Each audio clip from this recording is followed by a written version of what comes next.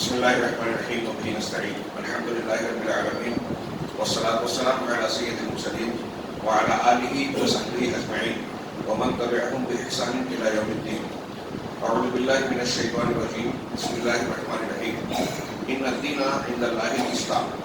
وقال تعالى ومن يبتغي غير الإسلام دينا فلن يقبل منه. محترم حاضرین، ہم نے پڑھا کہ چار چیزوں کا سیکھنا ایک مسلمان پر فرض ہے. ان میں پہلی چیز علم ہے. علم کے 3 مراتب. پہلا اپنے پروردگار کی معرفت، دوسرا اپنے نبی صلی اللہ علیہ وسلم کی معرفت، تیسرے نمبر پر ہے معرفت و دین الاسلام، دین اسلام کی معرفت. یہ تیسرا مرتبہ جو ہے علم اور معرفت کا، یہ نبی صلی اللہ علیہ وسلم کی معرفت، پہچان اور آپ پر آپ کے تعلق سے علم کے بغیر ممکن نہیں ہے. اسی لیے اسلام کی معرفت نبی صلی اللہ علیہ وسلم کی معرفت کے بعد ہے. اب اسلام کے 2 معنی ہیں، ایک عام معنی، ایک خاص معنی. شیخ کہتے ہیں کہ عمومی معنی یہ ہے کہ وہ تمام کام جس کے ذریعے سے اللہ تبارک و تعالیٰ کی عبادت کی جائے اور تمام انبیاء کرام علیہ السلام جس کے ساتھ مبعوث ہوئے ان کا دین اسلام کہلاتا تھا. چنانچہ نبی صلی اللہ علیہ وسلم کی بعثت سے پہلے، آپ کے آنے سے پہلے، اللہ تبارک و تعالیٰ کی عبادت کے جو طریقے مشروع تھے اور انبیاء کرام علیہ السلام نے جو تعلیمات دی تھی وہ اسلام کہلاتی تھی. چنانچہ حضرت ابراہیم علیہ السلام نے اپنے زمانے میں جو تعلیمات دی وہ اسلام تھا. حضرت موسیٰ علیہ السلام نے جو تعلیمات دی وہ اسلام تھا. حضرت نوح علیہ السلام نے جو تعلیمات دی وہ اسلام تھا. قرآن مجید میں حضرت ابراہیم علیہ السلام کی جو دعا کا ذکر ہے، آپ نے دعا کی ربنا وجعلنا مسلمین لک ومن ذریتنا امۃ مسلمۃ لک، کہ پروردگار ہمیں، مجھے، میرے بیٹے اسماعیل، ہم دونوں کو اپنا مسلمان بنا، مسلم بنا، اپنا تابع اور فرما بردار. اسلام کے معنی تابعیت اور فرما برداری ہوتی ہے. اور اصطلاحی تعریف میں کرتے ہیں الاستسلام للہ بالتوحید، توحید کے ساتھ اللہ کے سامنے جھک جانا، شرک سے خلاصی اختیار کرنا اور اطاعت و فرما برداری کے ساتھ اس کی تابع داری کرنا. یہ اسلام کی تعریف کی جاتی ہے. یہاں اس معنی میں بطور دین اور شریعت کے معنی میں اس کی وضاحت کی جا رہی ہے کہ اللہ کے نبی صلی اللہ علیہ وسلم کے آنے سے پہلے جتنے انبیاء نے تعلیمات دی یا مذہب جو پیش کیا وہ اسلام کہلاتا تھا.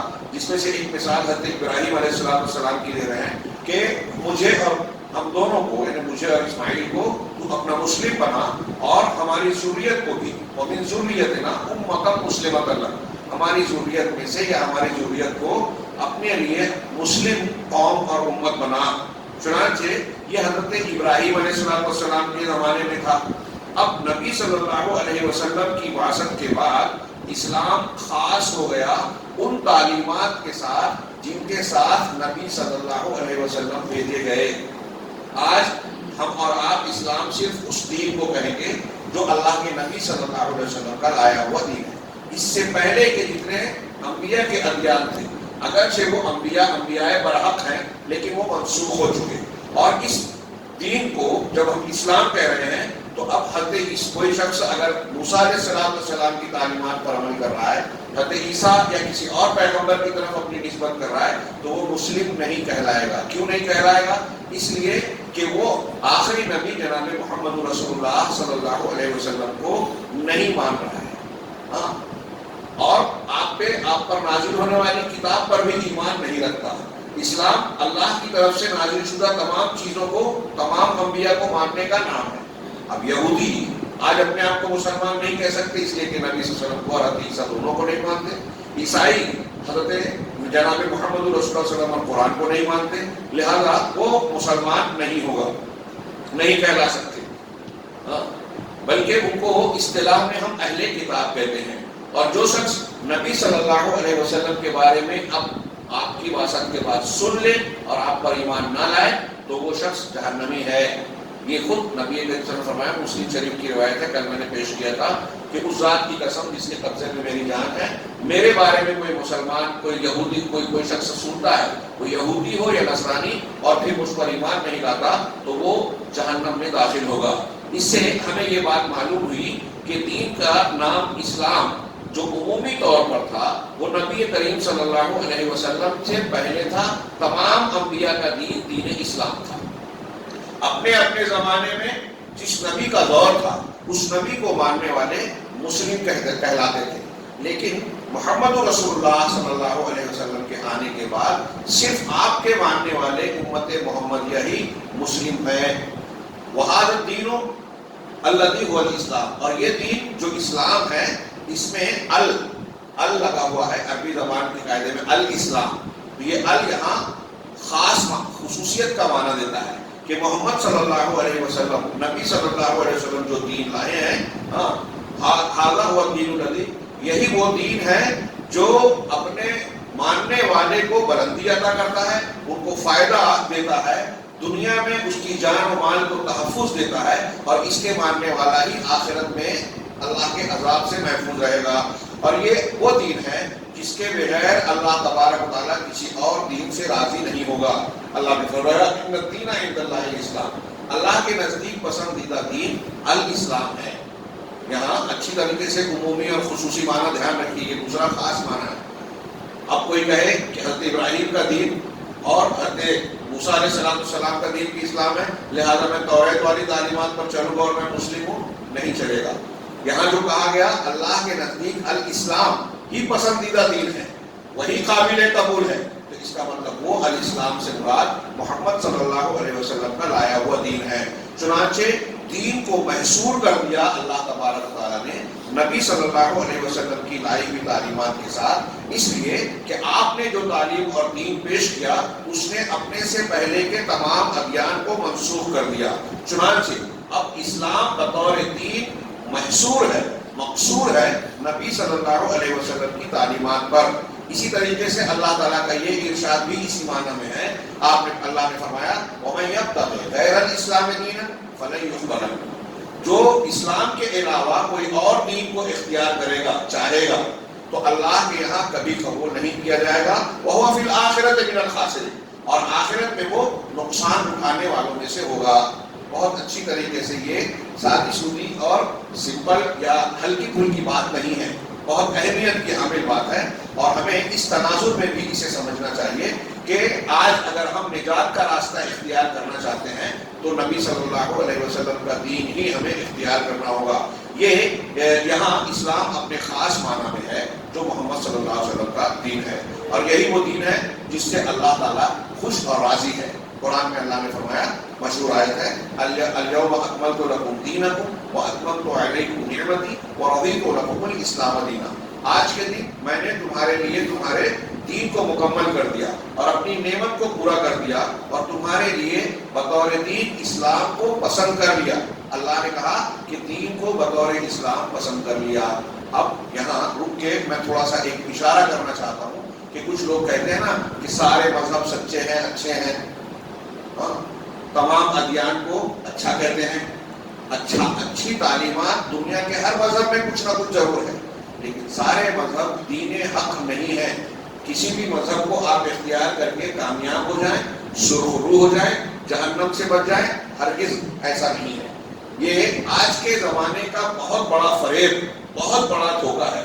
بڑے بڑے لوگ اس میں ملوث ہیں۔ یہاں لوگ بیان کرتے ہیں کہ سب کے نام الگ ہیں، راستے الگ ہیں، لیکن منزل سب کی ایک ہے۔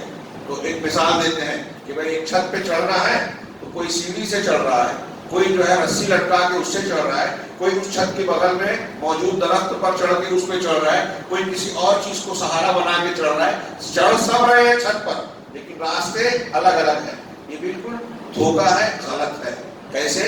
اس کو ہم یوں کہیں کہ آپ دیکھیے، اگر ایک یہاں آپ ایک راستہ دیکھ رہے ہیں، ایک ادھر جا رہا ہے، ایک اس طرف جا رہا ہے، ایک اس طرف جا رہا ہے۔ اب کیا ہر راستے پر چلنے والا ایک ہی مقام اور منزل پر پہنچے گا؟